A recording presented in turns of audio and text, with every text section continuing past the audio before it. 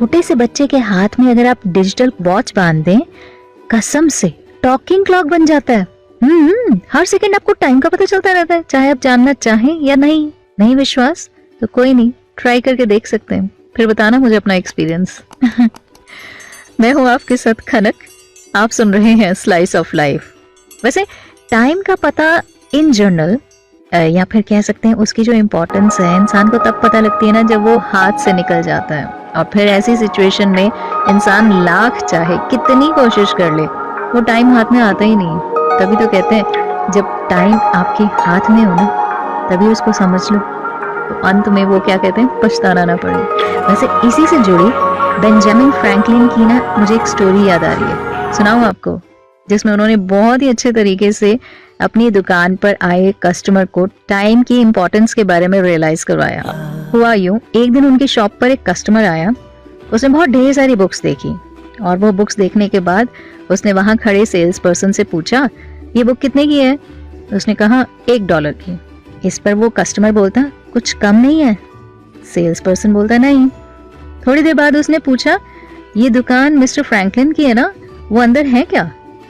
इस पर sales person ने कहा, हाँ है तो सही, पर वो अभी किसी काम में लगे हुए हैं, आपको कुछ जरूरी काम है? कस्टमर ने कहा, हाँ मैं उनसे मिलना चाहता हूँ। सेल्स पर्सन ने अंदर जाकर मिस्टर फ्रैंकलिन को बताया। वो बाहर आए, कस्टमर मिस्टर फ्रैंकलिन का जानने वाला था। उसने मन में सोचा कि मिस्टर फ्रैंकलिन उससे जान पहचान के कारण जाहिर सी बात है थोड़े कम पैसे लगाएंगे बुक के। यही सोचकर फ्रैंकलिन के आने पर उसने पूछा, मिस्टर फ्रैंकलिन आप इस बुक को मुझे कितने में दे देंगे? $1.25? कस्टमर सुनकर हैरान रह गया, कहता, जनाब अभी तो आपका सेल्स पर्सन मुझे $1 बता रहा है और फिर अब आप कह रहे हैं $1.25। इस पर मिस्टर फ्रैंकलिन कहते, बिल्कुल ठीक बता रहा था, पर मैं जो अपना काम छोड़कर आया हूँ उससे मेरा टाइम जो वेस्ट हुआ है। कस्टमर बड़ी हैरानी में पड़ गया और उसने अपनी बात को खत्म करने के विचार से बोला, अच्छा अब इस बुक का कम से कम जो प्राइस हो आप मुझे वो बता दीजिए। इस पर मिस्टर फ्रैंकलिन बोले, $1.5। हैं $1.5? अभी तो आप $1.25 कह रहे थे। ये सुनकर मिस्टर फ्रैंकलिन ने कहा, हाँ मैंने वो प्राइस तब कहा था, पर अब ये $1.5 की होगी, और मैं आपको बता दूं आप जितनी देर करते जाएंगे ना इसका प्राइस उतना ही बढ़ता जाएगा।